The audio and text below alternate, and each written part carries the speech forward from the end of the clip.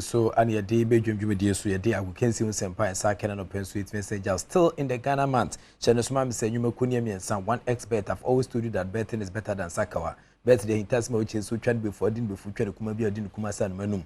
Catch the busuan for now for 4 years ma offer for any one nanam. Se nano ada eye Christmas no. Boy saying your more financial freedom. New year and one so any Sunday ko more than that so bit trend before din before no bet with money that you can afford to lose. Sika ira enyo ya no.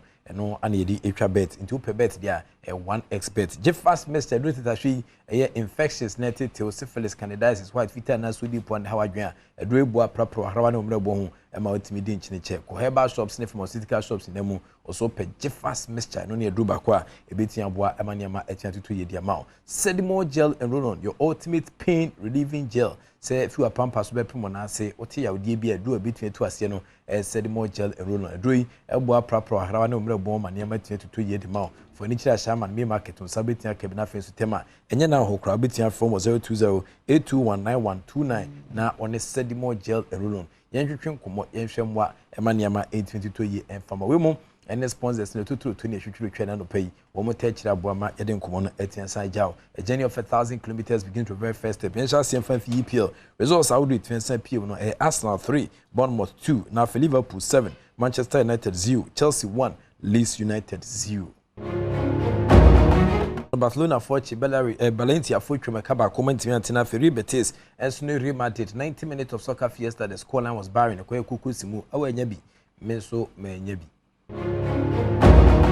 Ma Christian Achutwa Sam na Adom TV and afa sempa FM Adom FM na yeta house botwe a yede ho komo na etwensa ba mevi sama no Visdel papa bi na dama ana de report no etwensa ba oti general manager nkan yekɔ no yankɔ no sansa esansa sika ene ne ma hodo ade akɔta abusuafo achi so monye na omso enfante omukaso emfitintom ewo eye Ghana Premier League week 20 ne double e de ma House of Folk ene kotoko as a President Cup na President Cup no de etintam so ewie no na ese House of Folk a omuni coach no omahya kotoko e kabako a omo antimi ante Western and City after the game no has enya crew no senyeska esande peso a Western Shezika wasenya 3 points asa ade ataichiri Al Hassan onto the part of Bayfi.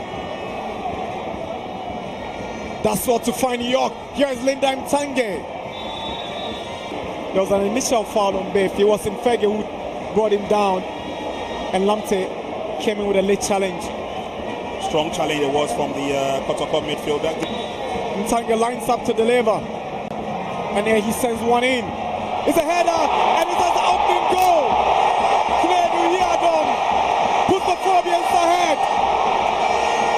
The delivery from Linda Mtange was brilliant, and the header from Knedu. Knedu using his height to advantage. He also realized that Dan Lad Ibrahim was off his mark, so had to position his header quite very well.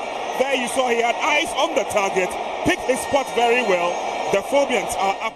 Intines enra House of Folk and the nkunimdi baako enye na mebere ono awanya 3 points. Ono so awahya kotoko ono so awasenya 50,000 Ghana cedis asa peso ana odi ekonanim e Ghana Premier League nim other matches etmensa pm Kumasi can fight to Great Olympics Olugbobo Olimashe no anko ya mfamo 0 ana omo enya Bechem United 2 Gold Stars 0 ana fe Samates 1 Aduana Stars 0 Mediama Sporting Club 1 Brekum Chelsea 0 na fe Nsrataman eche Kotokurias e omhodwuma 2-1 e wo Sarkins na Lagos City ene Real Tamale United enye tepenkro 1-1 ana 8 pm do be see na madawase na match LP and still in the Ghana month ana yego so this and share so create from within the prof equal sa good catch back open Nigeria of course evidence based presentation 8 message out already entering anima onyo kese you be da so ni na on fan call be da so na mum me so so one expert na omotachi na feje fast mixture na afi so kwa sedimo gel and roll on your ultimate pain relieving gel madama the bomb schedule treatment no pen so yedin komo no so